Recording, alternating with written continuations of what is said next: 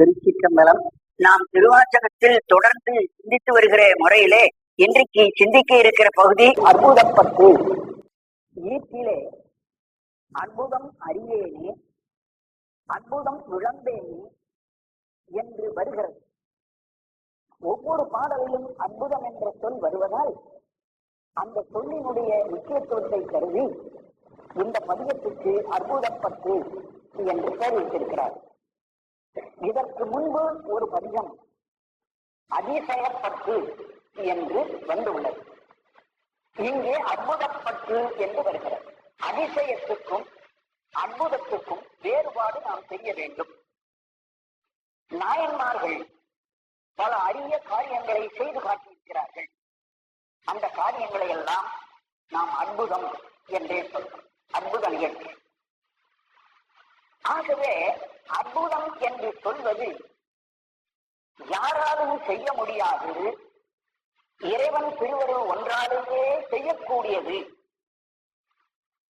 என்பதற்கு பொருள் நாயன்மாருடைய செயல்களிலிருந்து நாம் அறியலாம். ஆகவே இறைவனுடைய திருவருளால் நடக்கக்கூடியது ஆகலினாலே அந்த அற்புதமாகிய செயல் எப்படி நடந்தது என்று யாராவது ஒருவர் கேட்டால் அது நடந்த விதத்தை சொல்ல முடியாது. அதைத்தான் இந்த பதிகத்தினுடைய கடைசி சொல் நமக்கு நன்றாக அறிவிக்கிறது. ஒவ்வொரு பதிகத்திலும் அற்புதம் விளம்பேனே, அற்புதம் அறியேனே என்று சொல்கிறது.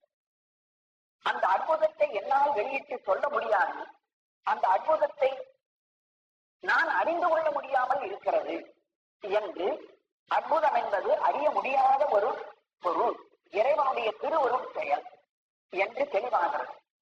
அதிசயம் என்று சொல்வதை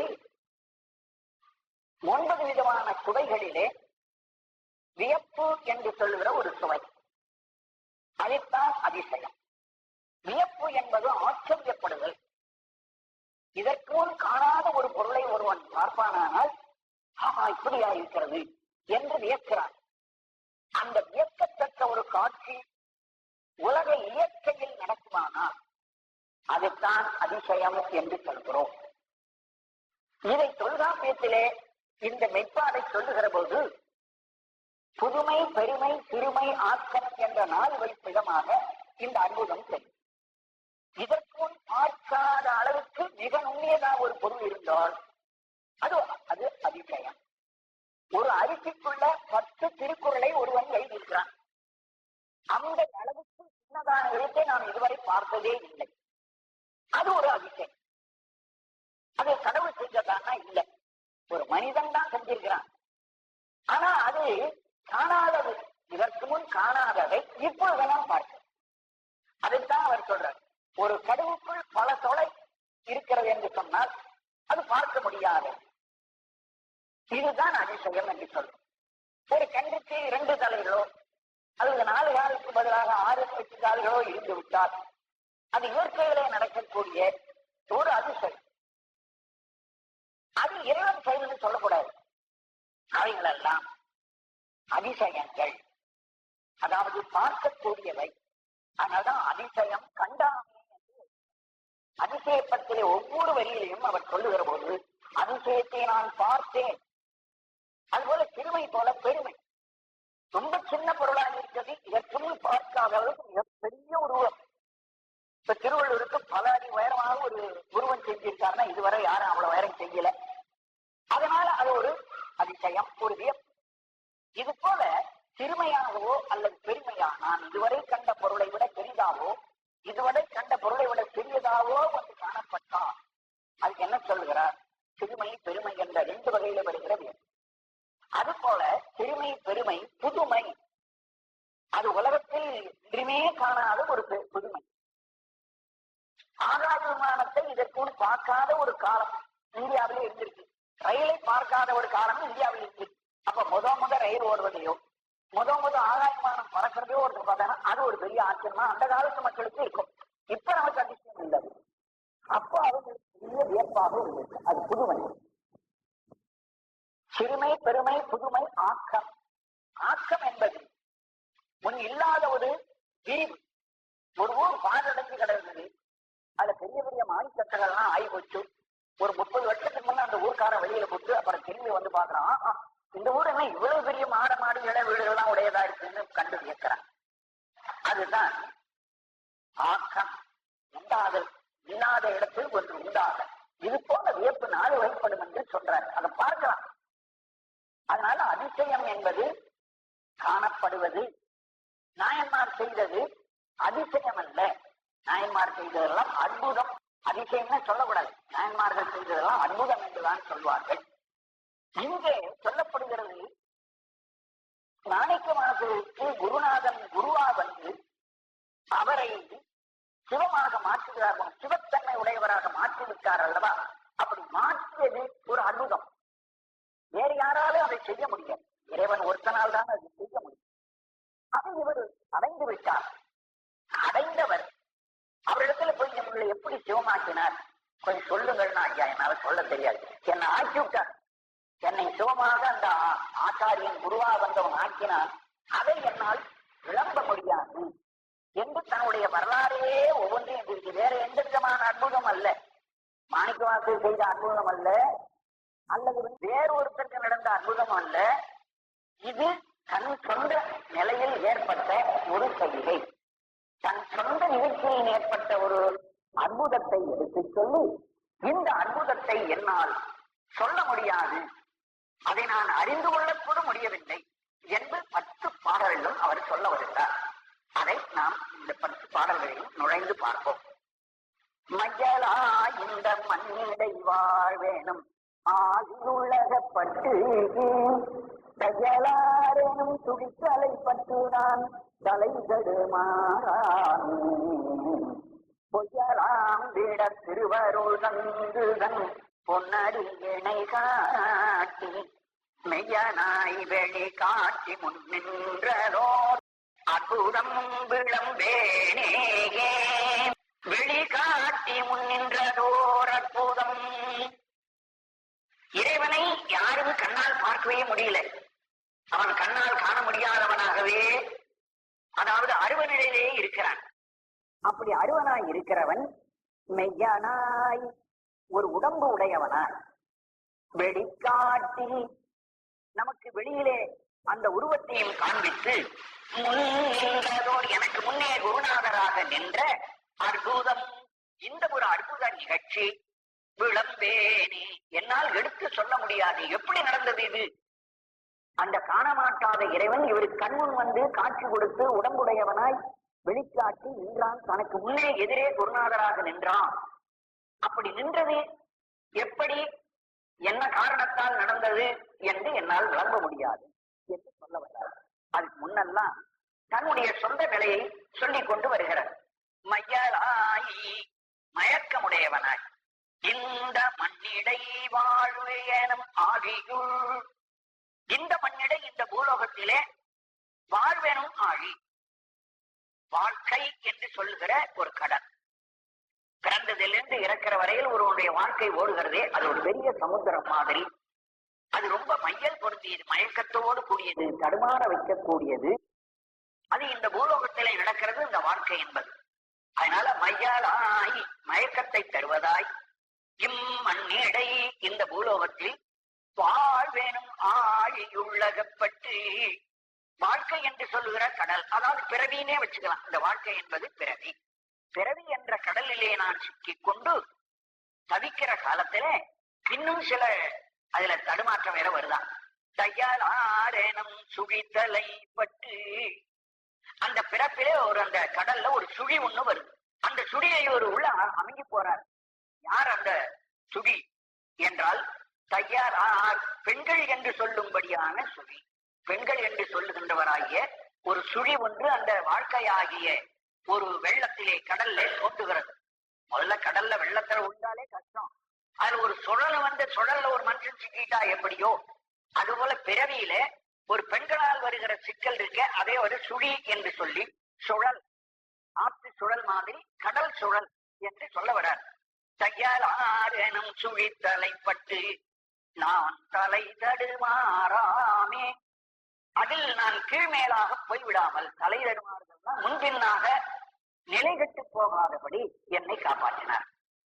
நான் அந்த உலகத்திலே வாழ்கின்ற வாழ்க்கையிலே பெண்கள் அகப்பட்டு நான் தலை தடுமாறி போகாதபடி என்னை தடுத்து காப்பாற்றினார்.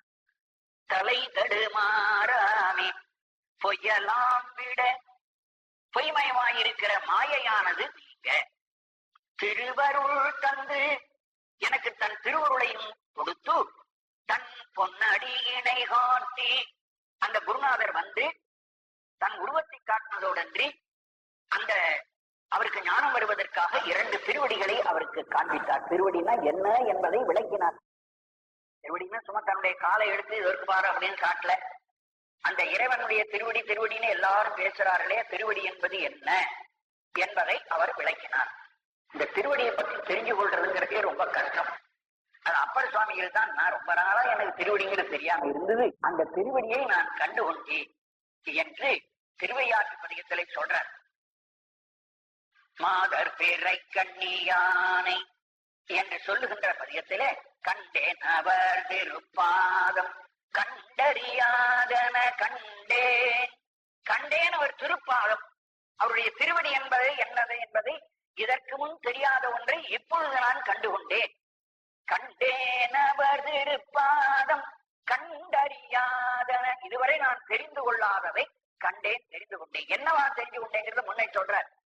அதுல சொல்லும் போது அந்த கோழி பிடையோடு வருவது கண்டேன், ஒரு களிறு தன் பிடியோடு வருவது கண்டேன் என்று சொல்லும்போது ஆணும் பெண்ணுமாக ஆணும் பெண்ணுமாக ஆணும் பெண்ணுமாக வருவதால்தான் அந்த திருவடி என்று தெரிந்து கொண்டேன்.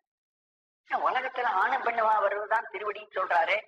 அவர் என்ன திருவடிக்கும் இந்த உலகத்துல ஆணும் பெண்ணுமா வருவதற்கும் என்ன சம்பந்தம் என்பது நாம உயிர்த்துணர்ந்து பார்த்தால், இறைவனுடைய திருவடியில ஒன்று வலது பாகம் ஆண் திருவடியாகவும் இடது பாகம் உமைக்குரிய பெண் திருவடியாகவும் இருந்து கொண்டிருக்கிறது. இந்த 2ம் இருந்தா தான் உலகம் இயங்க முடியும். ஆணும் பெண்ணுமா இருந்தா தான் உலகம் இயங்க முடியும். ஆகவேதான் ஆண்டவன் ஆணும் பெண்ணுமாக திருவடிகளை உடையராயிரும் அதனுடைய சாயையை உலகத்தில் படைத்து விட்டான். அவனுடைய சாயை தான், அவனுடைய ஒரு அமைப்பு எப்படியோ அதை உலகத்தில் வச்சு நடத்துகின்றான். அவன் எப்படி ஆணும் பெண்ணுமாக அம்மையப்பராக இருக்கிறானோ அவது போலவே உலகத்தையும் அம்மையும் அப்பனமாக ஆணும் பெண்ணுமாக படைச்சிருக்கிறான். அதை நான் தெரிந்து கொண்டேன் என்று திருவடியை பற்றி அவர் கண்டதை சொன்னார். அதுதான் முடிவுன்னு வராதிங்க, அது அவருக்கு தெரிந்த இறைவன் அவருக்கு உணர்த்திய ஒரு ஞானம்.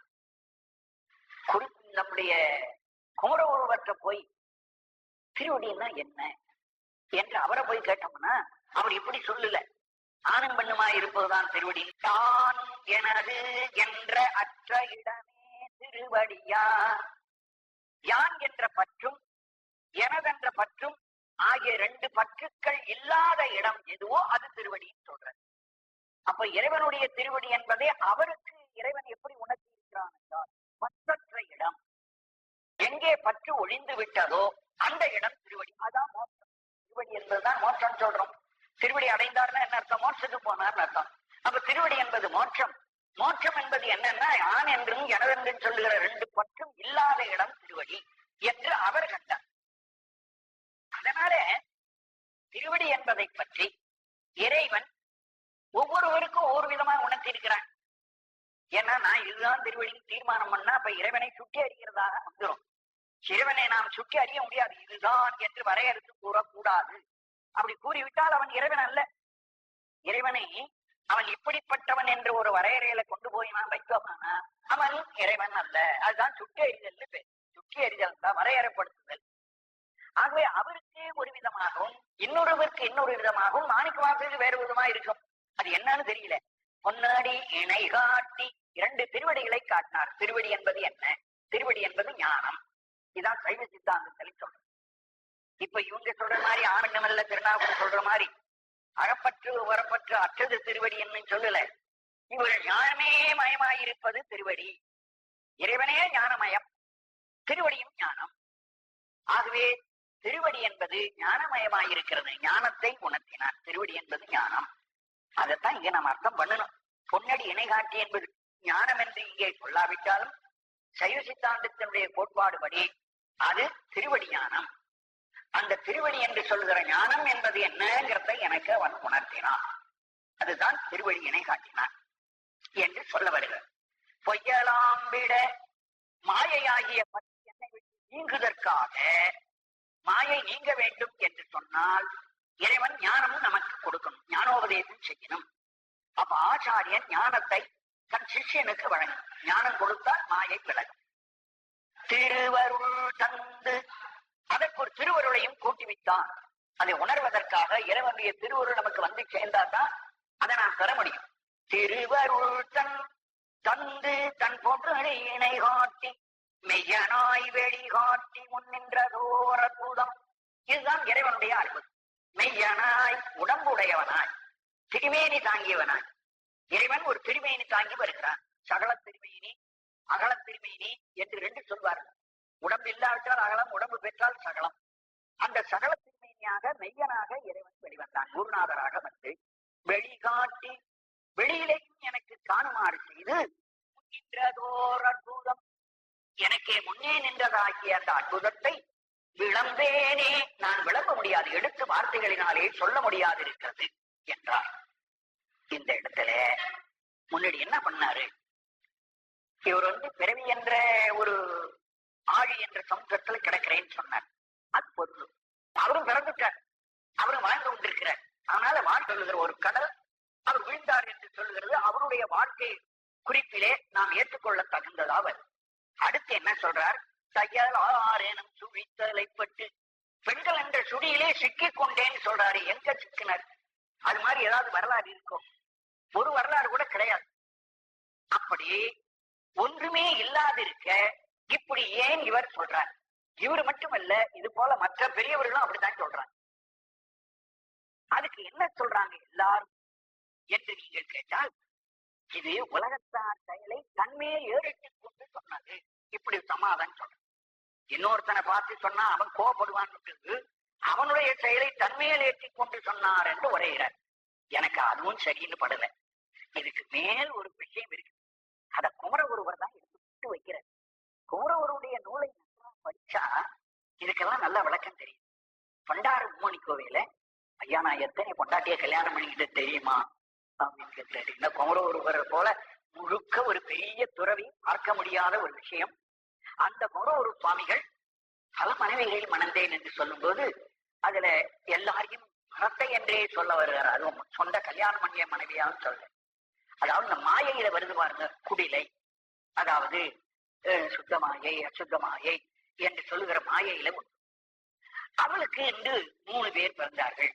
குடிலை பொதுவா மாயை, மாயையினுடைய இதுல சுத்த மாயை, மிஸ்ர மாயை, அசுத்த மாயை. அவர்களுக்கு உள்ளே பல பல பெண்ணுகள், அதிலிருந்து தத்துவங்கள் ஒன்னோடு ஒண்ணு பிறக்கிறதே. அத்தனை தத்துவங்களையும் உருவகப்படுத்தி இத்தனை மனைவிமார்களோடு நான் வாழ்கிறேன் என்று சொல்ற. அப்போ இவர்கள் மனைவி மனைவி என்று சொல்வதெல்லாம் இந்த உலகத்தில் இருக்கிற மனைவி அல்ல, உருவக முகத்தான் மாயையோடு கூடியிருக்கிறார். மாயை என்ற ஒவ்வொரு தத்துவங்களோடு கூடியிருப்பதையே மனைவி என்று சொல்ல வேண்டும் என்பதை அவர் சொல்றார். ஆகவே நமக்கு முன்னிருந்த ஆசிரியர்கள் எல்லாம் மனைவி என்று இந்த நூல்கள்ல சொல்றது, நான் மனைவியோடு வாழ்ந்தேன் என்று சொல்வதெல்லாம் மாயையோடு, மாயையினுடைய ஒவ்வொரு வகையோடும் கூடி கூடி வாழ்கிறேன் என்றுதான் சொல்றோம். அது உண்மை. எல்லாருக்கும் ஒரு உடம்பு இருக்குது, ஒவ்வொரு தத்துவம் இருக்குது, ஒவ்வொரு தத்துவத்தையும் ஒரு மனைவியாக சொல்றார். அப்படி சொல்லிட்டு என்ன சொல்றார்? இத்தனை மனைவியோடு நான் இருக்கிறேன், இப்போ என்ன நீ ஏத்துக்கலாமே அப்படின்னு இந்த குருநாதரையும் பார்த்து கேட்கிற. அது மாதிரி அவர் ஒரு விடை என்ன சொல்றாருன்னா, இப்படி சொல்வதானது உருவகமே தவிர உண்மையிலேயே அவருடைய வாழ்க்கையில் இன்னொரு பெண்ணை மணந்தார் என்றோ அல்லது இன்னொரு பெண்ணோடு சேர்ந்து வாழ்ந்தார் என்றோ அர்த்தம் சொல்லக்கூடாது என்பது அவருடைய ஒரு விளக்கம். அதில் இன்னொரு சொல் தையல் ஆரெனும், தையல் என்ற ஒரு சொல் விழுது. இந்த தையல் என்ற சொல்லுக்கு ஒரு பொருள் நுட்பமாக இருக்கு. பொதுவா பெண் என்று எல்லாரும் நினைக்கிறார்கள். தையல் என்றால் பொருள்ல வரும்போது பெண் என்று நினைக்கிறார். பெண்ணிலே ஒரு பிரிவு, அதாவது பரத்தையர். பரத்தையருடைய முக்கிய இலக்கணம் என்னன்னா, ஆடல் பாடல் ரெண்டிலும் வல்லவர். ஆடுகின்ற தொழில் இருக்கே அதுக்கு தை என்று பெயர். தை தை தை தை என்று கூத்தாடுவது. தை தை தை என்று கூத்தாடுகிற காரணத்தால் அவர்கள் தையல் என்று சொல்லப்பட்டார்கள். ஆனா பிற்காலத்துல இந்த பொருளை உணராமல் எல்லா பெண்களையுமே தையல் என்று சொல்லுகிற ஒரு நிலை மாறி போய்விட்டது. ஆமா, தையலை செய்கிறவர் தையல் தொழில், அந்த தொழிலை செய்கிறவள் தொழிற்பை விருதான், அது பெண்ணை குறித்து. அதுல ஆடுகிறவள் என்ற பொருள். இப்படி பொருள் வைத்தால்தான் ஒரு சிறப்பான ஒரு நூலுக்கு நீங்க உரை காண முடியும். ஔவையார் எழுதிய ஆத்திசூடி என்ற ஒரு நூலிலே தையல் சொல் கேளே என்று வந்தது. நீங்க தையல் சொல் கேளே என்பதற்கு தையல் என்பதை பொதுவா ஒரு பெண் பேச்சு கேட்காதே அப்படின்னு சொன்னா, இந்த காலத்திலே எங்க பெண்ணெல்லாம் அந்த அம்மா இழுத்து பேசிவிட்டார், பெண் குலத்தையே இழுத்தார் என்று ஒரு கேஸ் போடலாம். அல்லது தையல் என்பது மனைவி, பெண்கள்ல மனைவி பேச்ச கேட்காதேன்னு ஒரு அர்த்தம் பண்ணோம்னா, அவளும் ஒரு குடும்ப பெண், அவள் தன் கணவனுக்கு கெடுதியா சொல்லிக் கொடுப்பாள். அதனால அந்த தையல் என்பது பொதுவான உலக பெண்களும் அல்ல, மனைவியும் அல்ல. ஆனா யார் தை தை என்று கூட்டாடுகின்ற ஒரு பெண், அவள் தான் இவனை கெடுப்பதற்கான வார்த்தைகளை சொல்வாள். அவள் பேச்சு கேட்கக்கூடாது. ஆக மனைவி பேச்சு கேட்கலாம். உலகத்துல மற்ற எல்லா தாய் போன்ற இருக்கிற மற்ற பெண்கள் பேச்சு கேட்கலாம். தாய் சொல்றது தட்டலாமா? தாய் ஒரு பெண் தானே, இவ அப்பயே ஒரு பெண் தானே. தையல் சொல் கேளனா அந்த ஆத்திச்சூடி கிழிச்சு தூக்கி விட்டு வச்சுட்டுமே, உன் பேச்ச நான் கேட்க மாட்டேன் செய்யலையே, அதை வச்சுட்டு தானே இருக்கும்.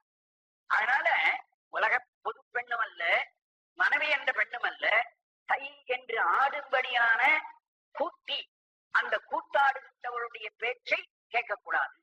அவள் நம்மை கெட்ட வழியிலே கொண்டு போய் செலுத்தி விடுவார். அது மாதிரி இவர் என்ன பண்றார், தையலாரெனும் சுழி பரத்தையர் என்று சுழியிலே அகப்பட்டு இந்த கருத்துல தான் அவரு வச்சு எழுதுறாரு குமரவ சுவாமிகள். இத்தனை பேரும் காமக்கிழத்தியர், இந்த காமக்கிழத்தியர் வசப்பட்டு நான் இருக்கிறேன்னு சொல்றாரு. ஒவ்வொருத்தருக்கும் மேல் உண்டு. ஏன்னா எல்லாருமே அந்த 36 தத்துவத்தில் தான் சிக்கிட்டு இருக்கிறோம். அப்ப ஒவ்வொருத்தரும் அந்த 36 தத்துவமாக காமக்கிழத்தியவரோ கூடிதான் இருக்கிறார்கள். அதை இவர் தன்மையை ஏற்றி தையலார் என்று சொல்கிற சொல்லிலே இந்த காமக்கிழத்தியராக சொல்லப்படும்படியான இந்த உலக சூழல்ல இருக்கிற மாயைகளிலே. அப்போ இதை அவர் அப்படியே கொண்டு வருவார்.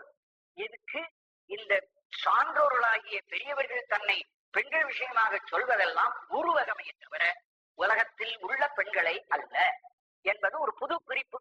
அது குமரவேல் சுவாமிகளிடத்திலிருந்து நமக்கு அது விளக்கமாகிறது.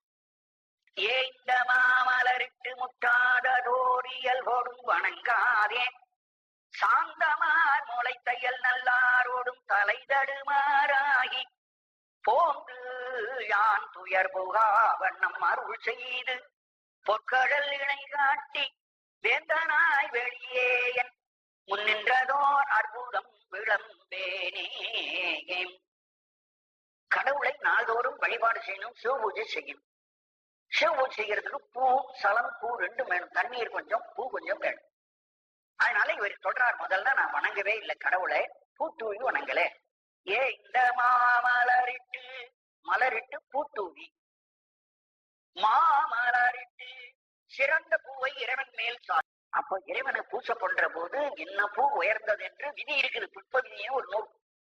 இன்னன்னாருக்கு இன்னென்ன பூவால் அர்ச்சனை பண்ண வேண்டும், இது இன்னாருக்கு சிறப்பு என்ற ஒரு விதி இருக்கு. ஆனா திருமந்திரத்துல போய் கேட்டா, நீ சிறந்த பூ அவங்க சொல்றாரு, இத்தனையே நான் வாங்குறதுக்கு காசு இல்லை, மேலும் காலத்துக்கு கிடைக்காத, எல்லா காலத்திலயும் அந்த பூ பூக்காது, செல்தானால் பூக்கும். அதனால விலை உயர்ந்த பூவை வாங்கி சாமிக்கு போட்டாதான் புண்ணியம்னு சொன்னா அது சரியா வருமோ? கீதாஞ்சலின்னு ஒரு நூல் இவரு தாகூர் எழுதியிருக்கார். அதுல சொல்றார், இந்த பூவை விலை கொடுத்து வாங்கின பூவுக்கு இறைவன் விரும்ப மாட்டான். உண்மையான அன்போடு ஒருவன் சாதாரண ஒரு தும்ப பூவை கொண்டாந்து போட்டா கூட ஏற்படும். அதனால இங்கே மாமலர் என்பது உயர்ந்த பூ, நீ உயர்ந்ததாக கருதுகிற ஒரு பூ. ஏ இந்த உனக்கு கிடைச்ச, அங்கதான் வச்சுட்டாரு வார்த்தை. ஏ இந்த இறைவனுக்கு பொருத்தமான உயர்ந்த பூன்னு ஒரு அர்த்தம் பண்ணலாம். நான் அப்படி அர்த்தம் பண்ணல. திருமந்திரத்துக்கு ஒத்து வரும்படியா ஒரு பூ இல்லைன்னா இலை கூட எல்லாரும் கிடைக்குமா? யாவருக்குமாம் இறைவருக்கு ஒரு பச்சிலை சொல்றாரு. அதனால உங்களுக்கு கிடைச்ச பூவை வச்சு நான் பூ சாத்தலாமே, இறைவனுக்கு வழிபாடு பண்ணலாமே. ஏ இந்த கிடைத்த மாமலர், அதிலே உயர்ந்த ஒரு பூவை இட்டு இறைவனுக்கு சாத்தணும். ஆனா அதில் என்ன முக்கியம்னா, முட்டாதது. ஒரு நாள் கூட நின்று விடக்கூடாது, பூசையை தடையற செய்யணும். அதான் முட்டுப்பாடின்றி செய்வது. சிவபூஜை எடுத்தவங்க அந்த சிவபூஜை ஒரு நாள் கூட விடக்கூடாது, விடாம தினம் செய்யணும்னு சட்டம் இருக்கு. அதுக்காக என்ன பண்ணாங்க, ஒரு கட்டுப்பாடு, பூஜை பண்ணாதாப்பா நீ சாப்பிடலாம் அப்படின்னு வச்சான். அப்போ இவன் சாப்பிட்டு ஆகணும்னா நிச்சயமா பூஜை பண்ணுவான், நித்தியம் சாப்பிட்டுதான் ஆகணும், நீ பூஜை பண்ணிதான் ஆகணும். பூஜை நித்தியம் விடாம இருக்கணுங்கிறதுக்காக இதை முன்னாடி போட்டாங்க. பூஜை சாப்பிட்டாங்கன்னா ரெண்டு வேலை தானே, 2 வேலை நான் முன்ன பண்ண மாத்திக்கிறேனேன்னு கூட நினைக்கலாம். அப்படி மாத்தப்படாதுங்கிறதுக்கு காரணம் என்னன்னா, அதை விடப்படாது. அது நிச்சயம் செஞ்சா சாப்பிடாம கூட ஒரு நாள் உபவாசம் இருக்கலாம். ஆனா சிவபூஜை பண்ணாம ஒரு நாள் கூட விடக்கூடாது. தடை இல்லாமல் ஒரு நாள் கூட விடாமல் இயல்போடும் வணங்க வேண்டிய இயல்பு. அது ஆகம விதி. ஆகம விதிப்படி வணங்காதே, நான் உன்னை வணங்கவில்லை. சந்தமார் மூளை, தன் மார்பிலே சந்தனத்தை பூசி அந்த வாசனையினாலே என்னை கவரும்படியான பெண்கள். அப்போ பரத்தேர் தான். அதுக்கு அடுத்தாப்பிலே தையல் நல்லாறு, கூத்தாடிகளிலேயே கண்ணுக்கு அழகாயிருக்கிற நல்லார். நல்லார் என்றால் கண்ணுக்கு அழகாயிருக்கிற மிக பொலிவு வாய்ந்த ஒரு பெண். அதான் நல்லாரன். எல்லா உறுப்பாலும் அழகாயிருக்கிற ஒருத்திக்கு நல்லார் என்று பெயர். அவள் தையல் நல்லா கூத்தாடுகிறவள். அவள் என்ன பண்றாள், இந்த ஆடவரை கவருவதற்கு இத்தனை விதமான வழிகளை எல்லாம் வச்சிருக்காள். அதுல ஒரு வழி சொல்றாரு, சாந்தாமார் மூளை, சந்தனம் பூச்சிய நகில். சந்தன வாசனை வீசின உடனே எங்க இருந்து சந்தனம் வருதுன்னு பார்த்தா அப்புறம் அந்த நகிலினுடைய உருவம் தெரிய அதுல மயங்க விழுந்தான். ஆகவே மயங்கி விழுதற்காக இவ்வாறு அவர்கள் செய்வார்கள். அத அருணகிரிநாதர் கும்பகோணத்தில் திருப்பி உள்ள ஒரு இடத்துல சொல்றார், இந்த பெண்கள் எப்படி மயக்கிறார்கள். வீதிதனில் நின்று கோதை குழல் சென்று மயல் மாதரு. அந்த வீதியில தன் கூந்தலை இப்படி சாய்ந்த நேரத்துல ஆத்தி விடுவாங்களாம். அந்த தெரு வழியா போகிற இளைஞர்கள்லாம் அவளுடைய அழகை பார்த்து அதோட மயங்காம இந்த கூந்தலை ஆற்றும் போது கூந்தலுக்கு ஊட்டி இருக்கிற வாசனை இருக்கு, அது வெளியில வரும். இந்த வாசனை எங்க வரும் திரும்பி வாப்பா. அவருடைய கூந்தலை ஆடும்போது கூந்தலுடைய நீளம், அவருடைய வாசனை, அவருடைய அழகு, இப்படி ஒன்னொன்னா அவரிடத்துல போய் விழுந்து விடுவான்.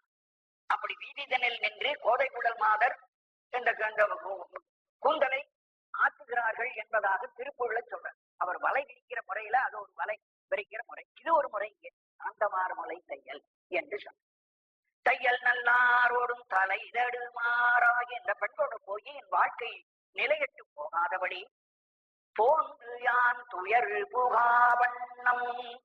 தலைதடுமாறி போன்று, தலைதடுமாறி சென்று, போன்று என்பதற்கு அந்த வழியிலே சென்று யான் துயர் புகாவண்ணம், யான் துன்பத்தை அனுபவிக்காதபடி இறைவன் தடுத்தாடுறார். குருநாதராய் மாணிக்கவாசரை தடுத்தார். அருள் செய்து பொற்காடல் இணை காட்டி தன் திருவடி என்பது என்ன என்பதை தெரிவித்து வேந்தானாய் வெளியே என் முன் நின்றதோர். குருவாக வேந்தன் என்று சொன்னால் அரசன் என்பது. தான் எனது எனும் மாய கடித்த வாயிலே நின்று முன்பினை மிக கழறியே திரிவேனை பிடித்து முன் நின்ற அப்பெருமறை தேடிய அரும்பொருள் அடியேனை அடித்து அடித்து அக்காரமுன் கீட்டிய அற்புதம் அறியேனே. மண்ணிடை இந்த பூலோகத்தில் பொய்யினை பல செய்து, பல பொய்களையே செய்து நடித்து, அந்த நடித்துங்கிறத அங்க கிடைச்சிருக்கும். இந்த உலகத்திலே நான் பொய்யான பல தீய தவறான வழிகளையே செய்தேன், ஆனா நல்லவனை போல நடித்து கொண்டு அந்த நடித்து என்பதை போட்டு நல்லவனை போல. அந்த நேரத்தில் நான் எனது எனும் மாய, நான் என்றும் எனதென்றும் சொல்லப்படுகிற மாயத்தன்மையான பாம்பு. மாய என்பது மாயம். அந்த மாயம் என்பதை இங்கே பாம்பு என்பதாக வரிவித்து உரை கொள்ள வேண்டும். என பின்னாடி கடித்தவாய் என்று சொல்லுகிறதுனாலே பாம்பு கடித்தவாய் என்று சொல்லிதான் சரியா வரும். அப்ப இவர் என்ன பாம்பு கடிச்சிருக்கு? அகப்பற்று புறப்பெற்ற பாம்பு.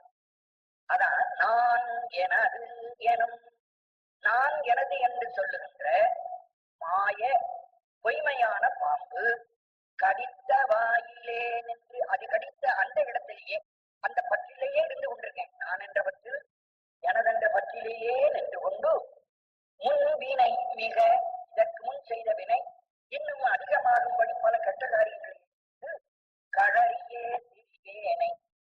நல்லவர்களை எல்லாம் இடித்து பேசி, கழறுதல்னா இடித்து பேசுதல், திட்டுதல். முன் நின்று தனக்கு முன்னே குருநாதராக நின்றபடி அப்பெருமறை தேடிய அரும்பொருள், வேதத்தால் தேடப்பட்ட நிறுத்தி என்னை அடிச்சு அடிச்சு எனக்கு திங்க கொடுக்கிறார். தின்னு பாரு, நீ என்ன வெளியில இழிவா பேசி கூட்டிருந்தியே, இதை தின்று பார் என்று ஞானத்தை ஊட்டுகிறார். அடியேனை அடித்து அடித்து அக்காரம் தீற்றிய, அக்காரம் என்றால் இனிப்பு. இனிப்பு என்பது இங்கே பேரின்பம். இந்த உலோகத்தில் ஓடிக்கொண்டிருந்த என்னை திருப்பதற்கான என்னை அடிச்சடிச்சு திருப்பினார். திரும்ப திரும்ப என்னை அதை சொல்லி சொல்லி என்னை நல்வழிப்படுத்தினார்.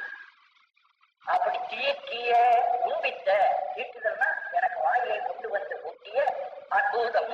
இந்த ஒரு அரிய செயலை எப்படி நடந்தது என்று எனக்கு சொல்ல தெரியும். நான் எங்கோ கடந்தேன், இந்த திருப்பந்தூர்ல வந்தோம்னு இங்க வாடு சொல்லி அவனாவே என்னை வலிய கூப்பிட்டு எனக்கு இந்த பேரின்பமாகிய அக்காரத்தை ஊட்டிவித்த ஒரு அற்புதம் இருக்கே, கிடைத்தற்கரிய அற்புதத்தை அவன் கொடுத்தானே, இது ஒரு அற்புதம், இது இறைச்சல், நான் செய்ய முடியாது, அவன் செய்தது, அதை அறியேன், ஏன் அப்படி செய்தான் என்பது எனக்கு தெரியவில்லை என்று சொல்றேன். பொருந்தும் இப்பிறப்பிறப்பை நினையாது பொய்களே புகன்று போய் கருங்குடலினார் கற்களால் ஏறும் கலங்கியே கிடப்பேனை. பொருந்தும் இப்பிறப்பிறப்பு இவை நினையாது. ஒரு மனிதனுக்கு பிறப்பு வருகிறது, பிறப்புக்கு இறப்பு வருகிறது. இந்த உலகத்தில் எல்லாரும் கண்கூடாக பார்க்கிறார், பிறக்கிறதையும் பார்க்கிறார்கள், இறக்கிறதையும் பார்க்கிறார்கள். இதை நினைச்சு பார்த்து நாம் இப்ப பிறந்தோம், நாம பின்ன இறக்க போறோம், மறுபடியும் பிறக்க போறோம், மறுபடியும் இறக்க போறோம் என்று சிந்தனை செய்ய வேணும் அல்லவா? இதை சிந்தனை செய்யவில்லையா? அதை சொல்லிக் கொள்கிறார். இப்பொழுது வந்து பொருந்திய இந்த பிறப்பு இறப்பு ஆகிய இவற்றை நினையாது சிந்தனை கொள்ளாமல் பொய்களே புகன்று பிறப்பாக உண்ணாது. பிறப்பு சாக்காடு, மறுபிறப்பு, நரகம், சொர்க்கம் இதெல்லாம் பொய், அதெல்லாம் கிடையாது என்று இவர் பொய்யை பேசிக் கொண்டிருந்தார். அத பொய்ன்னு இவர் பொய்யை பேசிக் கொண்டிருந்தார். பொய்களே புகன்று போய் கருங்குடலினார் கண்களால் ஏறுண்டு. கரிய கூந்தலுடைய விலைமாதருடைய கண்களால் தாக்கப்பட்டு, ஏர் உண்ணுதல் என்பது தாக்கப்படுதல் அல்லது கடிக்கப்படுதல் என்று ஒரு பழமொழி. தேளேறு வேலேறு பாய கிடி. தேள் கடிச்ச இடத்துல ஒரு வேலை குத்தி அந்த இடத்த நோண்டி விட்டுட்டோம்னா விஷம் வெளிவந்துடும். அப்ப முதல்ல தேள் கடிச்சது ஒரு கடுப்பு, அப்புறம் வேலை போட்டு கத்தியால கீறி எடுக்கிறாரு, அது ஒரு வலி. இது எந்த வலி மறைஞ்சு போதான், பின்னாடி கத்தியால் வச்சு கீறின வலியில தேள் கடித்த வலி மறைஞ்சு போகுது. ஆனா தேளேறு வாழையேறு விட வாய்ந்தாற் போல அப்படின்னு இறையனாக பொருள ஒரு உதாரணம் ஒண்ணு சொல்லுவாங்க. அங்க ஏர் உண்டு, ஏறுன்னு சொல்லி தேளேறு வாழையேறுன்னு சொல்றது கடித்தல் அல்ல வெட்டுப்படுதல் என்ற விளக்கம். அதனாலே அந்த பெண்கள் என்று சொல்லுகிற கண்களினால் விட்டுப்பட்டு, கண் என்பது வாளுக்கு ஓமை, கண்ணாகிய வாளினாலே விட்டுப்பட்டு கலங்கியே கிடப்பேனே, எது சரி எது தவறு என்று தெரியாமல் அப்படி கலக்கமடைந்து உலகத்தில் வாழ்கிற என்னை திருந்து சேவடி சிலம்பவை சிலம்பிட திருவடும் மகளாகே. அந்த குருநாதர் எப்படி வந்தாரா? திருந்து சேவடி, திருத்தமான தன் கால்களிலே சிலம்பணிந்து வந்தார். குருநாதர் காலில் சிலம்பு இருந்துதான். சிலம்பு அவை சிலம்ப, அவர் காலில் போட்டு சிலம்பு ஒலிக்க, திருவோடும் தன் மனைவியோடும் பிரியாமல் வந்தார். குருநாதர் மட்டும் தனியா வரல, பல இடத்தில் சொல்றார். கோமளத்தோடும் வந்து என்று கூட முன்ன ஒரு பாட்டுல சொல்லியிருக்கார். மனைவியோடு வந்து தானும் தங்கையுமாக இருந்து இவருக்கு பண்ணாராம். அப்பொழுது சிலம்பு சிலம்பிட தன் காலில் சிலம்பு ஒலிக்க நடந்து வந்து திருவடும் உமாதேவியோடும் வந்து அகலாகே அந்த திருவயிட்டு பிரியாமல் அருந்துணைவனாய், மிக உயர்ந்த துணைவனாகி, என்றும் கைவிடாத துணைவனாகி, ஆண்டு கொண்டருளிய அற்புதம், என்னை ஒரு அரியவனாக ஏற்றுக்கொண்ட இந்த அற்புதமாகிய நிகழ்ச்சி எப்படி நடந்தது என்பதை நான் அறியேன் என்று சொல்றேன். ஆகவே ஆட்கொண்ட திறந்தான் இந்த 10 பாட்டும் ஆட்கொண்டதை கொஞ்சம் கொஞ்சம் வித்தியாசமா இருக்குமே தவிர எல்லாம் ஆட்கொண்டதைத்தான் எடுத்துச் சொல்றேன்.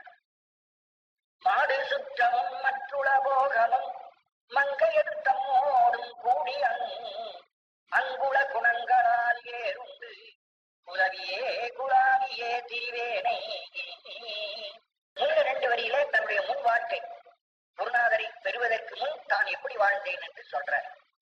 மாடும் சுற்றமும், மாடுனா பணங்காசு, சுற்றம் தன்னுடைய சொந்தக்காரர்கள், மற்றுள்ள போகம் இவை ரெண்டுமல்லாத மற்ற சுகபோக பொருள்கள், வீடு வாசல் சாப்பாடு படுக்க மெத்த சுகப்பொருள் தான் அத்தனையும் போகம் இருக்கு.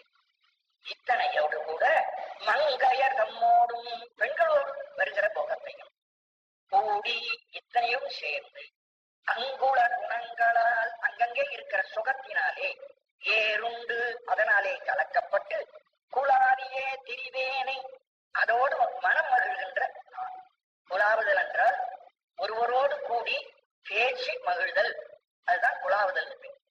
ஆகவே மாடு தன்னுடைய செல்வம், அதாவது பணங்காசு என்ற செல்வம், சுற்றம் என்பது தன்னுடைய உறவினர்கள், மற்றுள்ள போகம் இன்னும் தனக்கு வீடு வாசல் சுகபோகமாக இருக்கிற மற்ற அனுபவிக்கத்தக்க பொருள்கள், அதோடு மங்கைமார் என்று சொல்கிற பெண்கள், இவர்களுடைய இடத்திலே இருக்கும்படியான குணங்களால் சுகம், குணம் என்பது ஒவ்வொன்றிலிருந்து தான் பெறுகிற சுகத்தையே சுகத்தினால் தாக்கப்பட்டு அதோடையே பொருந்தி கிடக்கிற என்னை அதிலிருந்து மீட்டு விட்டார். வீடு தந்து அதிலிருந்து விலக்கி, வீடு தந்தனா மோட்சம் அல்ல, அதிலிருந்து விடுதலை தந்து, அத்தனை பொருள் நீ கட்டிக்கிட்டு கிடக்கிற அதெல்லாம் விட்டுன்னு சொல்லி தனியா வீடு தந்தார், விடுதலையாக்கி கொண்டு வந்து வெண் தொழில் வீட்டிட என்னிடத்தில் இருக்கிற கொடியான வினையை அழிக்க மெய் மலர் கடல் காட்டி தன் திருவடி என்ற ஞானத்தையும் அவருக்கு கொடுத்து ஆடுவித்து எனதகம் புகுந்து ஆண்டதோர் என்னை ஆடுவித்தார், குதிக்க வைத்தார், மகிழ்ச்சி அடைய வைத்தார், பேரின்பத்தை கொடுத்து பேரின்பத்தை நான் அனுபவிக்கின்ற போது நான் கூத்தாடினேன். அந்த ஆனந்தம் வரும்போது கூத்தாடுவேன். இறைவனுக்கு சன்னதியிலே இருந்து அந்த உணர்ச்சி மேலிட்டவர்கள் என்ன செய்வார்கள்? கூத்து ஆடுவார்கள். அதைத்தான் சாதாரணமா பல செய்திகளாம் சொல்லிக் கொண்டு போகிற ஒரு திருத்தாக்கத்திலே அவர் என்ன சொல்றாரு? நிலை வருமாறு நொதியேல் நெஞ்சே நீவா நித்தலும் எம்பிரானுடைய கோயில் புக்கு புலர்வதன் முள் அழகிட்டு மழுக்கும் கிட்டு பூமாலை பொனந்தேத்தி, இதெல்லாம் செஞ்சுட்டே வர்றது. அப்படி பொனந்தேத்தி சங்கரா ஜெய போற்றி போற்றி என்றும் அலை புனல் சேர் சஞ்சடை எம்மாதி என்றும் ஆரூரா என்றே தலையார கும்பிட்டு கூத்துமாடி, அதுலதான் சொல்ற செய்த பிறகு கைய தலைக்கு மேல் வச்சு தன் அடியாடி தை தை கூத்தாடுறாங்க. அதுதான் கடைசி மகிழ்ச்சி. அது ஆடுவித்தாராம். இத்தனை உபதேசம் வந்த போது மாணிக்கவாசகர் கூத்தாட ஆரம்பிச்சார். அவருடைய குருநாதருக்கு எதுக்கவே அந்த பேரானந்தத்தை பெற்றதனாலே ஆடுவித்தார், என்னை ஆட்டு கூத்தாடுவித்தவர். ஆடுவித்து எனது அகம் புகுந்து, அப்புறம் அந்த இறைவன் தன் உள்ளத்துள்ளும் புகுந்து ஆண்டதோர் என்னை ஒரு அடியனாக ஏற்றுக்கொண்டதாகி அற்புதம். அந்த அற்புத நிகழ்ச்சியை நான் என்னவென்று அறிந்து கொள்ள முடியவில்லை. காரணம் எனக்கு சொல்ல தெரியாது. வணங்கும் இப்பிறப்பு இறப்பு இவை நினையாது மங்கையர் தம்மோடும் பிணைந்து வாயுதல் பெருவெள்ளத்து அழுந்தி நான் பித்தனாய் திரிவேனை. இரண்டும் முந்தைய நிலை, அருள் பெறுவதற்கு முன். இப்பிறப்பு இறப்பு இவை நினையாது, பிறந்து வருகிறது இறந்து போவது என்பது தொடர்ந்து வருவதை நான் ஆராயவில்லை. அதுக்கு முன்னாடி வணங்கும் என்று ஒரு சொல் வச்சார். பிறப்பு வணங்கணுமா? ஒரு கேள்வி. பிறப்பு வேண்டாம் வேண்டாம்னு எல்லாரும் சொல்றாங்க. இவர் வணங்கும் இப்பிறப்பு அப்படின்னு சொல்றாரே, ஏன் சொல்றாரு என்றால் அந்த இறைவனை வணங்குவதற்குத்தானே இந்த உடம்பே கொடுத்திருக்காரு. வணங்க தலை வைத்து வாய் வாழ்த்த வைத்து அவர் ஒவ்வொரு அங்கத்தையும் அந்த இறைவனுக்கு வழிபாடு பண்ணுவதற்காக தானே இந்த பிறப்பு கொடுத்தார். இந்த பிறப்பு என்பது இறை வழிபாட்டுக்காக கொடுக்கப்பட்ட பிறப்பு என்பதை நான் நினையாது போனேன். அதனால்தான் வணங்கும் இப்பிறப்பு, வணங்கத்தக்கதாக இருக்கிற, வணங்க வேண்டியதாக, இறைவனை வணங்க வேண்டியதாக இருக்கிற இப்பிறப்பு. அதான் திருவள்ளுவர் கூட சொன்னாரு, கோழியில் குணமிலவே என் குணத்தான் காலை வணங்காத்தான். தலை எதுக்கு பிறப்புல கொடுத்திருக்காருன்னு இறைவனை வணங்க. அதனால அது மாதிரி தலைக்கிட்டமான கை வழிபாட, கண் காண, காது கேட்க என்ற ஒன்னொன்றுக்கும் வரிச்சுக்கணும். ஆக இந்த பிறப்பு என்பது அவங்க வழிபாட்டுக்காகவே கொடுக்கப்பட்டது என்பதை நான் நினையாமல் மங்கையர் நம்மோடும் பிணைந்து இந்த உடம்பு எடுத்துட்டு போய் பெண்களோடு கூடி வாயுதல் பெருவெள்ளத்தழுந்தி அவரோடு அந்த அதரபானம் என்பதை பித்தனாக தெரிந்து கொண்டிருந்த என்னை அவனை திருத்துகிறான். குறிகளும் இலா குணக்கடல். அந்த இறைவன் இருக்கானே, அவனுக்கு ஏதாவது குணம் உண்டா? அவனுக்கு குணம் இல்லை. குணங்களும் நமக்கு 3 குணம் உண்டு: சுவாத்திகம், ராஜசம், தாமசம். இந்த 3 குணங்கள் இருந்துதான் உலகமே உண்டாகிறது. ஒவ்வொன்றும் ஒவ்வொரு குணத்தில் இருந்து இந்த உலகம் பிரிந்ததாக தத்துவ வளர்ச்சியில நமது சைவ சித்தாந்தத்தில் சொல்றார்கள். அந்த முறையிலே இறைவனுக்கு குணம் இல்லை, குறிகளும் அவனுக்கு எந்த பெயர்களும் கிடையாது.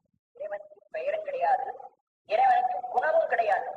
குணங்களும் குறிகளும் இலா குணக்கடல், இல்லாததாகிய குணமாகிய கடல். முதல்ல குணங்கள் கிடையாதுங்கிறாரு, அப்புறம் குணமே கடலா இருக்கான்னு சொல்றாரு. இது என்ன முன்னுக்கு பின் முரணா காணப்படுகிறதே என்று நமக்கு என்ன வரும்? குணங்களும் இல்லா குறிகளும் இல்லா, அப்பே குணம் இல்லைன்னு சொல்லியாச்சு. அப்புறம் கடவுளை குணக்கடல் சொன்னதனுடைய நோக்கம் என்ன அப்படின்னா, அந்த இறைவனிடத்தில் இருக்கிற குணம் என்பது என் குணம், தன்மையத்தனாதல், தூய உடம்பினாதல், இயற்கையை பாசம், இயற்கையாக இயல்பாகவே பாசங்களை நீங்குதல், பேரர் உடைமை என்றெல்லாம் சொல்றமே அந்த குணம். அந்த குணத்தினாலே கடலா இருக்கிறான். அந்த 8 நமக்கு கிடையாது. நம்ம கிட்ட இருக்கிறது ராஜசம், தாமசம், சாத்வீகமாகிய குணம். இந்த 3 குணம் அவனுக்கு கிடையாது. அவனுக்கு இருக்கிற 8 குணம் நமக்கு இல்லை. அதனால இந்த குணம் என்றதுல முதல்ல வருகிறது முக்குணம் என்றும், பின்னே வருகிற குணக்கடல்ல உள்ள குணம் என்பது என் குணம் என்றும் தெரிந்து படிச்சால் பொருள் சரியாப்படும். அப்படிப்பட்ட அந்த பெருமான், குணக்கடலாக இருந்த பெருமான் இப்ப வரான். உருவமே இல்லாத பெருமான் யாரோடு கூட வந்தானா? கோமளத்தோடும் கூடி, இளையாளோடும் கூடி, இளைய பெண்ணோடு கூடி வர. கோமளம் என்ற வார்த்தைக்கு இளம் பெண், இளநங்கை, அந்த மனைவியோடு வராது. குருநாதரா வந்த போது அவருக்கு எத்தனை வயசுன்னு கேட்டீங்கன்னா 16 வயசா. மாணிக்க வாசகர் குருவா வந்தவர், குருவா வந்தாருன்னா நம்ம கதை பிடிக்கிறோமே தவிர அவர் குரு எத்தனை வயசுல இருந்திருப்பாருங்கிறது ரொம்ப வயசாக கிழவா இருந்திருப்பாருன்னா நினைச்சிருப்பாங்க. கிழவர் அல்ல, 16 வயசு இளைஞனா வராது. அப்ப அவருடைய மனைவியை பிடிப்பான். அவளும் ஒரு 12 வயசுல அந்த பருவம் பெற்றவளாக இருக்கக்கூடிய உறுதியாக வந்து கொண்டிருக்கிறார். அதனால்தான் கோமளம். கோமளம் என்பது இளையவள் என்ற பொருளுக்கு உரியது. திருமாலுக்கு மனைவியாக இருக்கிறவள் லட்சுமி. அந்த லட்சுமி முதல் பெண் அல்ல, இளைய பெண். மூத்தவளுக்கு பேர் மூதேவி, இவளுக்குதான் இளையாள். அந்த இளையாள் என்ற வார்த்தையைத்தான் கோமளவல்லி என்று பெருமாள் கோயில் எல்லாம் இந்த சொல்லை பயன்படுத்துகிறார்கள். ஏன் அவளுக்கு அவர் திருமகள், இளையாள், வயசுல குறைஞ்சவள் என்றதை காட்டுவதற்குத்தான் கோமளவல்லி என்ற சொல்லையே பெருமாள் கோயில்ல அம்பாளுக்கு, அவளுடைய அந்த லட்சுமிக்கு உரிய பெயராக அந்த வைஷ்ணவ ஆலயங்கள்ல வழங்குகிறது. கோமளத்தோடும் கூடி, இளையாளோடும் கூடி வந்தார். அணைந்து அதை பக்கத்துல வச்சு வந்து என்னை ஆண்டு கொண்டருடைய, என்னை ஆண்டு கொண்ட அந்த அற்புதம் அப்படி வந்தார். எப்படி ஒரு இளைய கோபத்தோடு மனைவியோடு வந்து என்னை ஆள வேண்டும் என்பது என்ன இருக்கு? அப்படி ஆழ்வதற்கு என்ன காரணம் என்று என்ன கேட்டா அந்த அற்புதம் தான் சொல்லாமே தவிர என்னால் அதை தெரிந்து கொள்ள முடியவில்லை. இப்பிறப்பினில் இனமலர் கொய்து நான் இயல்படும் அஞ்சல் எட்டு ஓடி தப்பிலாடு பொற்கடல்களுக்கிடாது. வழிபாட்டு முறை சொல்ற இறைவனை எப்படி வழிபடுறது? இப்பிறப்பினில், இப்பொழுது நான் எடுத்த பிறப்பிலே, வணங்கும் இப்பிறப்புன்னு முன்ன சொன்னாரே அதுக்கு விளக்கம். வணங்குவது எப்படி? இந்த பிறப்பிலே நான் வணங்கியாகணும். எப்படி வணங்கணுமா? இணை மலர் கொய்து, மலரை பறிக்கணும். இணை மலர்னா 2 பூவா போய் பறிக்கணும்னா அது எவ்வளவு கிடைக்குமா? எல்லா பூவும் 2 பூத்து இருக்கும், தனியா பூத்து இருக்கும், 2 பூத்து இருக்கும், 4 பூத்து இருக்கும். ஒவ்வொரு கொத்தலும் எத்தனையோ பூ இருக்கும். அப்ப இணை என்றால் பொருத்தமான மலர், நல்ல எந்த விதமான குறைகளும் இல்லாத மலர். பூக்கு இதழ் ஒடியக்கூடாது. 5 இதழ்னா 5 இதழ் இருக்கிறாங்க. இதழ் ஒடியாமை, அதன் பிறகு வண்டு மொய்க்காமை, அதில் சிலந்தி வலை சிக்காமை, பறவை எச்சப்படாமை, இதெல்லாம் அந்த பூக்குள்ள குற்றங்கள். இந்த குற்றங்கள் இல்லாததுதான் இணைமலர், இறைவனுக்கு பொருத்தமான பூ. அந்த பூவை பறித்து கொண்டு வந்து மலர் கொய்து கடல்களுக்கு இடாது, அந்த மலர் கொய்து என்ற ஒரு எச்சத்தை கடல்களுக்கு இடுதல் என்ற வினைச்சொல்லோடு சேர்த்து முடிக்கணும். அப்ப நடுவில் வருகிற வார்த்தை என்ன என்றால், மலரோடத்தில் பறிச்சுட்டு வந்தார், தாய் மேல பூவை போட போறார். போடும்போது வெரிசா பூ போடக்கூடாது, என்ன சொல்லி கொண்டு போடணுங்கிறது நடுவில் வைக்கிறார். நான் இயல்போடும், இயல்பு என்றால் வேதாகமத்தில் சொல்லப்பட்ட முறைப்படி அஞ்செழுத்தோடி சிவாய நம சிவாய நம சிவாய நம அந்த பூவை சொல்லி ஒவ்வொரு பூவா போட்டுட்டே இருக்கணும். அஞ்செழுத்து ஓடி தப்பிலாது, முட்டாது, ஒரு நாள் கூட விடாம தப்பாது என்பது நம்முடைய பூசை தவறாதபடி முற்றில்லாதபடி பொற்கள் கீழாது அந்த திருவடிக்கு நான் போடணும். அப்ப பறிக்கிறது பொறுப்பு சிவாயனம் என்று சொல்றது அதை போட வேண்டிய இடம் பொற்களுக்கு விடுதல் அந்த வரிசையில சொல்லிட்டார். ஆனா மலர் கொய்து என்று மலர் கொய்து வந்து பொற்களுக்கு இடணும். அப்படி இடும்போது சிவாயனம் என்ற மந்திரத்தை சொல்லிக் கொண்டு விட வேண்டும் என்று இடைப்பெறலாக இடைப்பெறவரல்னு சொல்றான் இலக்கணம். சாத்தன் உண்டான் அப்படின்னு சொல்லி சாத்தன் எழுவாய் உண்டல் பயனிலை சாத்தம் தான் உண்டான். அது நடுவில் என்ன பண்ணாங்க, சாத்தன் வயிறார உண்டான் அப்படின்னு ஒரு வார்த்தை போட்டான். அந்த வயிறார என்பது இடைப்பெறவரல். கொஞ்சமா சாப்பிட்டானா நிறைய சாப்பிட்டானாங்கிறதுக்கு ஒரு விளக்கமே தவிர சாத்தன் செய்தது என்னன்னா உண்ணுதலும் சாத்தனும் தான் சம்பந்தம். அதான் சாத்தன் எழுவாய் உண்டல் பயனிலை இதுதான் முக்கியம். நடுவில் இடைப்பெறவர்களாக எவ்வளவு சாப்பிட்டாங்கிறது தெரியதுக்காக இந்த சொல் வயிறார என்று சொல் நிற்கிறது. அது போல மலர் வரித்தல் இணையடிக்கு போடுதல் இதுதான் தொடர்ச்சி. அதுக்கு நடுவில் எப்படி போட்டார் என்ற இடைப்பெறுவர்களாக விளக்கம் சொல்லி வருவது அது அஞ்செழுத்து ஓதி போடுதல் என்பது இடைப்பெறுவர்களாக வருகிற விஷயம்.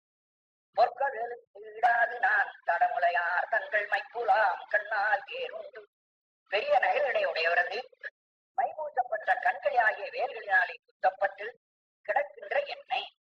அப்படின்னா இவர் எப்போ எந்த பெண்ணோடு இப்படி இருந்தாரு, அந்த பெண்ணுடைய கண் ஆகிய வேல் இவரை குத்திச்சு அதுல கிடந்தேன்னா சொல்றாரு. இப்படி சொல்லாம இவருடைய வாழ்க்கையில அப்படி இருந்ததா என்று கேட்டால் மற்றவர்கள் என்ன வர சொல்லிடுறாங்க, பிறனுடைய குறையை தன்மையை சொல்லுகிறோம் எல்லாரும் சொல்றாங்க.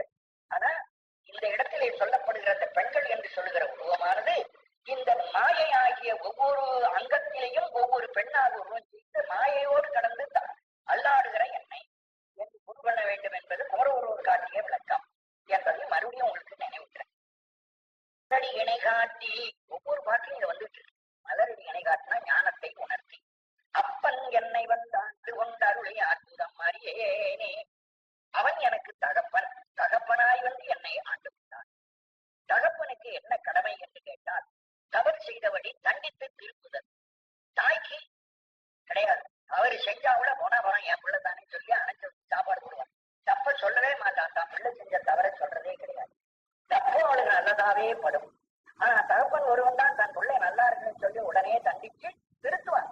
அவனும் தன் பிள்ளை கட்டு போகணுங்கிறத நினைப்பத கண்டிக்கிறது அந்த அப்பனுடைய செயல். அதுபோல் என்னை கண்டித்து திருத்திய பெருமான்.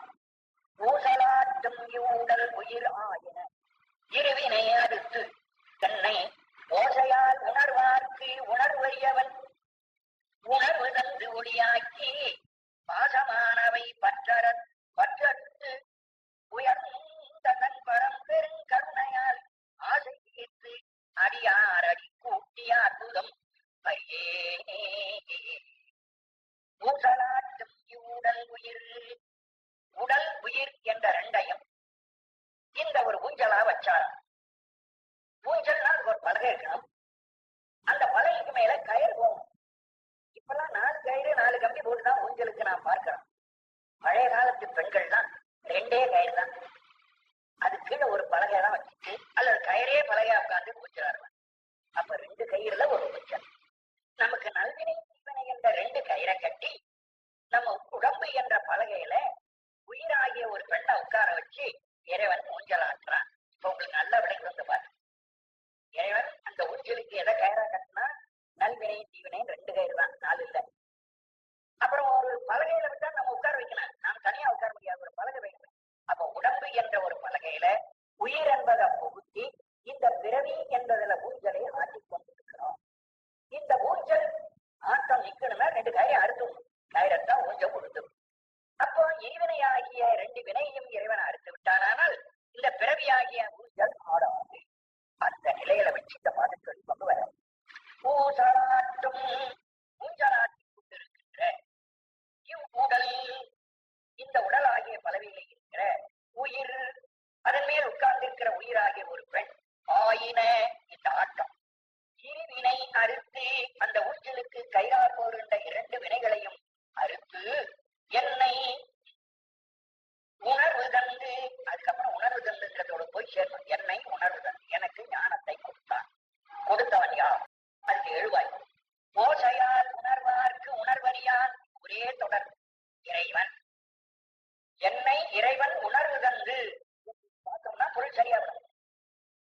இந்த ஜீவனை அறுத்து என்னை என்ன பண்ணினான்? உணர்வு தந்தான், ஞானம் கொடுத்தான். யார் கொடுத்தது?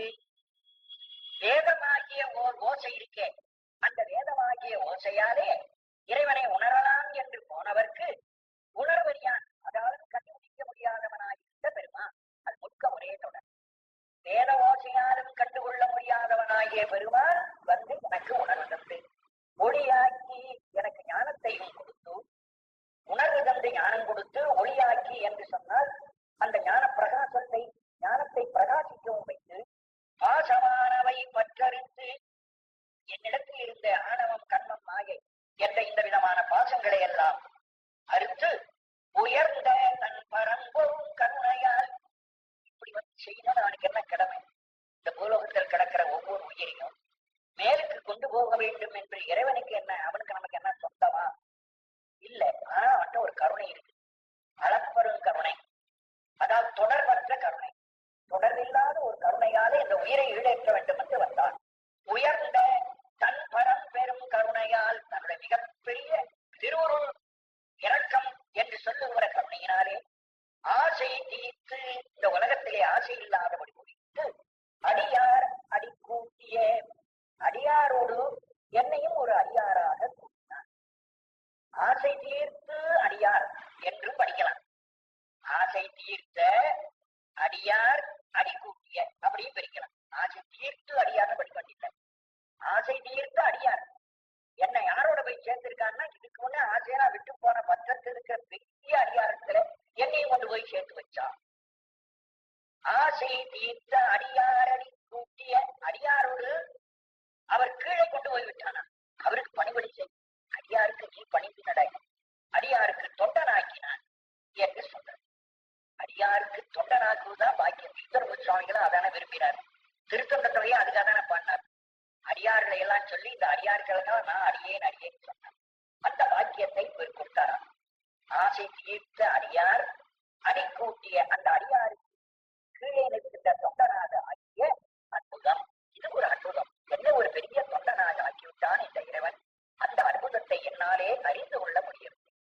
பொச்சையான பிறவியில் கிடந்து நான் புகுத்தலையினாய் போல இச்சையாயின ஏழையற்கே செய்து அங்கு இணங்கியே திரிவேனே. இச்சகத்து அரியனும் எட்டாததன் விரைமலர் கடல் காட்டி அச்சன் என்னையும் ஆண்டு உண்டருடைய அற்புதம் அறியேனே. பொச்சையான இப்பிறவியில், பிறவிக்கு பொச்சை என்று ஒரு பெயர் சொல்றார். பொச்சை என்பது காடு. அத பொற்றை என்று இலக்கியங்களிலே வரும். பொற்றை என்பது காடு என்று. காடாக இருக்கிற இந்த பிறவி, அதாவது ஒண்ணு ரெண்டு இல்ல, ஏராளமான பிறவி. அதனால்தான் காடாக இருக்கிற இந்த பிறவி என்பதாக சொல்ல வர. பொச்சையான இப்பிறவியில் கிடந்து நான் புழுத்தலை நாய் போல், புழு புழுத்து அலைந்து கொண்டிருக்கிற நாயை போல், அலை நாய் அங்குமிக்கு அலைந்து கொண்டிருக்கிற நாய், புழுத்த அலைகின்ற நாய் போல இச்சையா என ஏழையற்கே செய்து, பெண்களுக்கு அவர்கள் என்ன விரும்புகிறார்களோ அதையே செய்து கொண்டு கிடந்தேன். இணங்கியே திரிவேனை, அவர்களோடு கூடி திரிந்து கொண்டு மாலையிலே சிக்கொண்டு கிடந்த என்னை. இச்சகத்து அரியனம் கெட்டாததன் விரைமலர் கடல் காட்டி. இந்த இறைவனுடைய திருவடி எப்படிப்பட்டது என்பது இந்த உலகத்திலே அரியும் அயனும் தெரியாதவர்கள், அரிக்கும் தெரியாது, அயனுக்கும் தெரியாது, பிரம்மாவுக்கும் தெரியாது, திருமாலுக்கும் தெரியாது. இறைவன் திருவடி என்பதை ஒரு பணக்காரனும் தெரிந்து கொள்ள முடியாது, ஒரு படிப்பாளியும் தெரிந்து கொள்ள முடியாது. அயன் என்பவன் பெரிய படிப்பாளி, சரஸ்வதிக்கே கணவன். சரஸ்வதியை விட பேரறிவுள்ளவள் ஒருத்தி கிடையாது. அவளையே கணவனாக பெற்று அவளையே மனைவியா வைத்துக் கொண்டிருக்கிற பிரம்மதேவன் பெரிய படிப்பாளி. அவனாலும் இறைவனை காண முடியல. மகாலட்சுமி பெரிய செல்வத்துக்கு அதிபதி, அவளையே மனைவியாக பெற்றவன் பெரிய பணக்காரன். அந்த பணக்காரனாலும் இறைவனை காண முடியல. அதான் தத்துவம். இந்த கதையெல்லாம் தத்துவத்தை அடங்கி இருக்கிறது திருமூலர் சொல்லுவார். ஒவ்வொரு புராண கதையும் ஒவ்வொரு தத்துவத்திலே அதில் அடங்கி இருக்கு. தத்துவத்தை தெரியும். கதையை மட்டும் நினைக்காது. கதையெல்லாம் எதுக்காக சொல்லி வச்சாங்கன்னா, முதல்ல ருசி காட்டி மக்களை இழுக்கணும். அந்த கதையை கேட்டுக்கொண்டு வருவாங்க. நாளுக்கு நாள் அவனுக்கு ஞானம் வரும். ஞானம் வரும்போது இந்த கதையினுடைய தாற்பயம் என்ன என்று கருத்து எதுக்காக இது கதை சொன்னார்கள் என்று ஊண்டி ஊண்டி, ஓஹோ 2 பேராலும் கடவுள் காண மாட்டாதுன்னு சொன்னா, படிச்சவனாலும் கண்டுபிடிக்க முடியாது, படிப்பாளியாது பணக்காரனாலும் இறைவனை அணுக முடியாது, அன்புள்ளவனால் அணுகலாம். இந்த ரெண்டுக்கும் தாண்டி போகிற அன்பு இருக்கு வரணும், அவன் கண்டுபிடிச்சிருவான். அவன் இறைவனை அன்பெனும் பிடியுள் அகப்படும் நிலை. ஆகவே உன படிப்போ பணமோ உன்னை கடவுளை வழிகாட்டாது, அன்புதான் வழிகாட்டும் என்ற தத்துவத்தை உணர்வதற்கு இந்த கதை. அதனால சொல்றார், இச்சகத்து அரியங்கட்டாத தன் பெருமலர் கழகாது. தன் ஞானத்தை இந்த மாணிக்கவாசருக்கு சொல்லி, அச்சன் என்னையும் ஆண்டு கொண்டருடைய அற்புதம் அறியேனி. அச்சன், அச்சன்னா தகப்பன். அது அத்தன் என்ற சொல்லினுடைய போலி. சகர சகரம் போலி. இச்சு வர வேண்டிய இடத்துல இச்சு வரும். அதனால அத்தன் என்பது அச்சன் என்று வருது. அத்தன்னா தந்தை, அச்சன் என்றாலும் தந்தை. இது மலையாளத்தில் இருக்கிற வார்த்தை நீக்கும். அங்க அச்சன் மலையாளத்துல முத ஒருத்தன் எழுதுவது எப்படின்னு கண்டுபிடிச்சு கொடுத்தான். அவனுக்கு பேர் எழுத்தச்சன். எழுத்துக்கு தந்தை. அவன் தான் எழுத்த முதல் உருவாக்கி கொடுத்தான். அவன் எழுத்தின் தந்தை என்று அந்த மலையாளக்காரர்கள் சொல்றார். அச்சன் என்னையும் ஆண்டு கொண்டருடைய அற்புதம் அறியேனே. அப்பேற்பட்ட பெருமான் என்னை ஆட்கொண்டதுதான் ஒரு அற்புதம். எனக்கு அதை விளங்கிக் கொள்ள முடியும். சரியும் இப்பிறப்பு இவை நினையாது. அடர்ந்து கிடக்கிற காடு போன்ற சரியும் முன்ன பாருங்க, பச்சையான பிறவினார்ல, பச்சைனா காடுன்னு சொன்னோம். அதுபோல செறிந்து கிடக்கிற இப்பிறவி, அதாவது பலவாக ஒன்னு ரெண்டுல எத்தனை பிறவி என்று கேட்டா சொல்ல முடியாது என்று சொல்றார். எழுகடல் மணலை அளவிடல் அதிகம் எனதிடர் பிறவி அவதாரம். திருப்பூர்ல சொல்றார், 7 கடலுக்கு போகும். அந்த 7 கடலையும் எவ்வளவு நீள கடற்கரை இருக்குதோ அத்தனை கடற்கரை இருக்கிற மண்ணையும் அது இருக்கிற மணல் எத்தனைன்னு உட்கார்ந்து மெனக்கட்டி எண்ணி பார்ப்போம். அதை விட அதிகம் என்னுடைய பிறவி.